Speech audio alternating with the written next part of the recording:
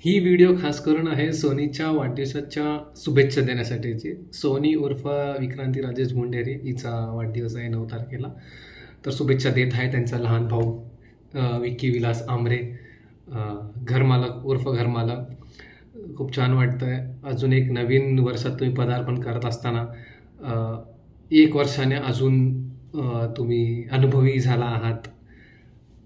लहानपणापासून birthday celebrate करत आलेलो आहे, वाढदिवस सेलिब्रेट करत आलेलो आहे घरात. आता